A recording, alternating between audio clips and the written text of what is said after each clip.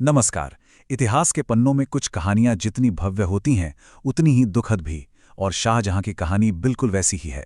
सोचिए, एक ऐसा बादशाह जिसने संगमरमर से एक पूरा साम्राज्य खड़ा कर दिया, अपनी मोहब्बत के लिए एक ऐसी इमारत बनाई जो आज दुनिया का अजूबा है, और फिर आखिर में उसे अपने ही बेटे के हाथों कैद होना पड़ा। ये कहानी है बेपनाह ताकत की, अटूट जुनून की और एक ऐसे धोखे की जिसने सब कुछ बदल दिया। तो चलिए, आज हम शाहजहां की इस दुनिया में उतरते हैं।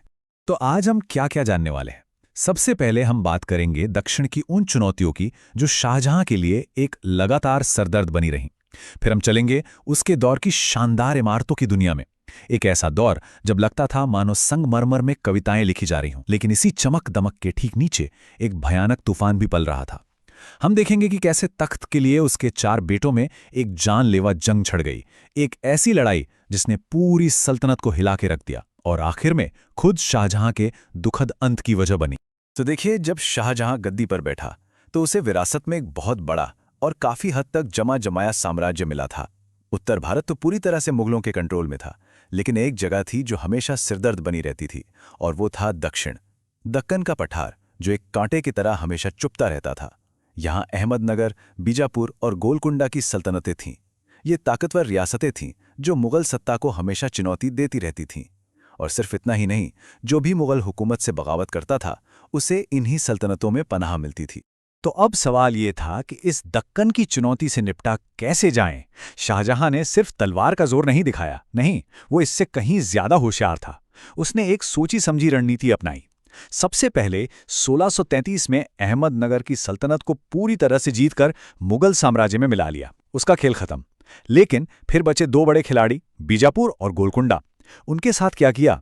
यहां शाहजहां ने दिमाग लगाया। 1636 में उसने इन दोनों के साथ ऐसी संधियां की कि वो मुगलों के अधीन आ गए। इस एक चाल ने दक्षिण में पावर का पूरा गेम ही पलट कर रख दिया। और जानते हैं, इसी दक्कन की आग में एक भविष्य का बादशाह तपकर तैयार हो रहा था। शाहजहां ने अपने तीसरे बेटे औरंगजेब को यहां का वाइसरॉय बनाकर भेजा। यह औरंगजेब के लिए एक ट्रेनिंग ग्राउंड जैसा था। यहीं पर उसने जंग लड़ना सीखा, प्रशासन चलाना सीखा, और यहीं उसने वो सारे दांव पेच सीखे जो एक दिन उसे दिल्ली के तख्त तक पहुंचाने वाले थे। दक्कन ने ही शहजादे औरंगजेब को एक काबिल कमांडर और एक चालाक प्रशासक बनाया। लेकिन शाहजहां की कहानी सिर्फ जंग और सियासत की नहीं है। असल में जब हम शाहजहां का नाम लेते हैं तो हमारे दिमाग में क्या आता है? आलीशान इमारतें हैं ना। साम्राज्य में जो पैसा और स्थिरता आई, उसने कला और आर्किटेक्चर के एक ऐसे सुनहरे दौर को जन्म दिया जिसकी मिसाल मिलना मुश्किल है। ये वो जमाना था जब मुगल अपनी ताकत तलवार से नहीं बल्कि संगमरमर से दुनिया को दिखा रहे थे। और इस सुनहरे दौर के ठीक बीच में एक बहुत बड़ा, बहुत गहरा दर्द छिपा था। 1631 में शाहजहां की सबसे प्यारी बेगम मुमताज महल की मौत हो गई। कहते हैं बादशाह इस गम से बिल्कुल टूट गया था, और इसी टूटे हुए दिल से, इसी गम से दुनिया की सबसे खूबसूरत इमारत ने जन्म लिया, ताजमहल। एक ऐसा मकबरा जो सिर्फ पत्थर नहीं बल्कि मोहब्बत की कहानी कहता है। सोचिए, इसे बनाने में पूरे 22 साल लग गए और अनगिनत कारीगरों की मेहनत लगी थी। शाहजहां के दौर की शानो शौकत को समझने के लिए बस एक लाइन ही काफी है, जो दिल्ली के लाल किले के दीवाने खास में लिखी है। गर फिरदौस बरूए जमीयस्त, हमीयस्त ओ हमीयस्त ओ हमीयस्त।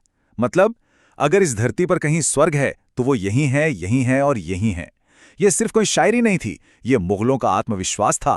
वो सच में मानते थे कि उन्होंने धरती पर एक जन्नत बना दी। हाँ, ताजमहल तो सबसे मशहूर है, लेकिन कहानी यहीं खत्म नहीं होती। अरे, ये तो बस शुरुआत थी। शाहजहां ने तो दिल्ली में एक पूरा का पूरा नया शहर ही बसा दिया, शाहजहानाबाद। और उसके बीच में क्या था? आज का लाल किला और शानदार जामा मस्जिद, और इन सबके ऊपर तख्ते ताऊस यानी मयूर सिंहासन, जो हीरों और जवाहरात से ऐसा जड़ा था कि देखने वालों की आंखें चौंधिया जाती थीं। ये सिर्फ इमारतें नहीं थीं, ये ताकत का एक स्टेटमेंट था, एक ऐलान था। मगर इस सारी चमक दमक, इस संगमरमर की खूबसूरती के पीछे एक बहुत खतरनाक दरार धीरे धीरे चौड़ी हो रही थी, और वो दरार थी खुद शाहजहां के घर में। शाहजहां के 4 बेटे थे, और चारों के चारों काबिल, महत्वाकांक्षी, और चारों की नज़र एक ही चीज़ पर थी, दिल्ली का तख्त। और मुगल सल्तनत में एक कड़वा सच ये था कि जब बात तख्त की आती थी तो भाई का प्यार अक्सर तलवार की धार के आगे फीका पड़ जाता था। देखिए, मुगलों में ये कोई नियम नहीं था कि बाप के बाद सबसे बड़ा बेटा ही राजा बनेगा। ऐसा कोई सिस्टम ही नहीं था। यहाँ तो एक ही नियम चलता था, एक अलिखित खूनी नियम, तख्त या ताबूत। यानी या तो तुम्हें सिंहासन मिलेगा या फिर तुम्हारी लाश ताबूत में जाएगी। इसका मतलब ये था कि जैसे ही बादशाह के मरने की खबर आती, उसके बेटों के बीच एक खूनी जंग छिड़ जाती थी। जीतने वाला सब कुछ ले जाता और हारने वालों को मिलती थी मौत। ये एक ऐसा सिस्टम था जो भाइयों को पैदा होते ही एक दूसरे का दुश्मन बना देता था। तो अब शाहजहां के बेटों से मिलते हैं इस खतरनाक खेल के 4 खिलाड़ी। सबसे पहले दारा शिकोह, सबसे बड़ा बेटा, अपने अब्बा का लाडला, एक विद्वान सूफी मिजाज का। फिर था शाह शुजा, बंगाल का गवर्नर, जिसे ऐशो आराम पसंद था। तीसरा था मुराद बख्श, गुजरात का गवर्नर, एक जोशीला बहादुर लड़ाका जो पहले करता था बाद में सोचता था।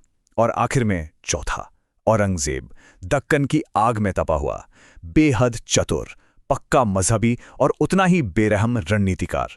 चारों के पास अपनी अपनी फौजें थी, अपने अपने इलाके थे, और वो सब उस जंग के लिए तैयार बैठे थे जिसका होना तय था। तो माहौल कैसा था? जरा सोचिए, पूरा साम्राज्य एक खिंचे हुए तार की तरह था, बस टूटने ही वाला था। चारों भाई एक दूसरे पर शक कर रहे थे। उनकी फौजें तैयार खड़ी थीं, उनकी आंखों में तख्त का सपना जल रहा था। बस एक चिंगारी की देर थी, एक इशारा और ये बारूद का ढेर फट पड़। और वो चिंगारी मिली सितंबर 1657 में। हुआ ये कि शाहजहां बहुत बहुत बीमार पड़ गया। इतनी बुरी हालत थी कि पूरे साम्राज्य में ये अफवाह फैल गई कि बादशाह मर गया है। और जैसे ही ये खबर फैली, बस दिल्ली में एक पावर वैक्यूम बन गया और दूर सूबों में बैठे शहजादों ने इसी मौके का फायदा उठाया। उन्होंने मान लिया कि अब्बा या तो मर चुके हैं या बस मरने ही वाले हैं। उन्होंने फौरन अपनी अपनी फौजों को हुक्म दिया, चलो आगरा। तख्त के लिए दौड़ अब शुरू हो चुकी थी। अब इस भगदड़ और जल्दबाजी के बीच एक शख्स था जो बिल्कुल ठंडा दिमाग रखकर काम कर रहा था, औरंगजेब। जहां उसके बाकी भाई खुल्लम खुल्ला तख्त की बात कर रहे थे, वही औरंगजेब ने एक बहुत ही शातिर चाल चली। उसने अपने सबसे छोटे और जोशीले भाई मुराद को अपने साथ मिला लिया। उसे क्या कहा कि हम दोनों का मकसद दारा शिकोह को हटाना है, क्योंकि वो सच्चा मुसलमान नहीं है। और दुनिया को दिखाने के लिए क्या बोला, अरे मैं तो बस अपने बीमार अब्बा से मिलने जा रहा हूं, मुझे तख्त का कोई लालच नहीं है। ये एक मास्टर स्ट्रोक था। इसने उसके दुश्मनों को पूरी तरह से धोखे में रख दिया। और फिर बातें खत्म हुईं और तलवारें खिंच गईं। अप्रैल 1658 में धर्मत की लड़ाई हुई। यहां औरंगजेब और मुराद की मिलीजुली फौजों ने दारा शिकोह की शाही फौज को बुरी तरह से रौंद डाला। लेकिन असली फैसला होना अभी बाकी था। ठीक 1 महीने बाद सामूगढ़ के मैदान में भाइयों की सेनाएं फिर टकराईं। ये वो लड़ाई थी जिसने तय कर दिया कि अगला बादशाह कौन होगा। औरंगजेब की चालाक रणनीति और दक्कन से आए उसके मंझे हुए सैनिक दारा पर भारी पड़े। दारा शिकोह को हार कर मैदान से भागना पड़ा। लेकिन जानते हैं, सामूगढ़ की लड़ाई में हार जीत का फैसला एक छोटी सी मगर बहुत बड़ी गलती ने किया। हुआ यूं कि लड़ाई के बीच में दारा शिकोह अपने हाथी पर बैठा था, तभी उसे एक तीर लगा। वो घायल होकर हाथी से नीचे उतर आया। बस यही उसकी सबसे बड़ी भूल थी। उसकी फौज ने जैसे ही देखा कि हाथी पर उनका शहजादा नहीं है, उन्हें लगा दारा मारा गया। और फिर जो भगदड़ मची कि पूरी की पूरी फौज जो जीत रही थी, वो बस एक डर कर भागती हुई भीड़ बन गई। इसी एक पल ने दारा की किस्मत हमेशा के लिए लिख दी। मैदान की लड़ाई तो जीत ली गई, लेकिन सल्तनत की जंग अभी बाकी थी। औरंगजेब अब फैक्चुअल बादशाह बन चुका था और उसने अपनी गद्दी को महफूज करने के लिए जो किया वो बहुत बेरहमी से किया। उसने एक एक करके अपने हर दुश्मन को रास्ते से हटाना शुरू कर दिया, ये पक्का करने के लिए कि तख्त को चुनौती देने वाला कोई जिंदा ही न बचे। और इस काम में उसने अपने सगे संबंधियों को भी नहीं बख्शा। लेकिन उस बादशाह का क्या हुआ जिसने ताजमहल बनवाया था, शाहजहां का? वो अपनी बीमारी से ठीक तो हो गया, लेकिन जब उसने आंखें खोलीं तो पाया कि उसका तख्त, उसकी सल्तनत, सब कुछ उससे छिन चुका है। उसके ही बेटे औरंगजेब ने उसे गद्दी से हटाकर आगरा के किले में कैद कर दिया था। जरा सोचिए, वो महान सम्राट जिसने संगमरमर का साम्राज्य खड़ा किया, अब खुद एक कैदी था। और उसने ये कैद पूरे 8 साल काटी। और औरंगजेब ने अपने बाप के लिए जो कैदखाना चुना, वो उसकी सबसे क्रूर चाल थी। शाहजहां को आगरा किले के मुसम्मन बुर्ज में कैद किया गया। जानते हैं इस बुर्ज की खासियत क्या थी?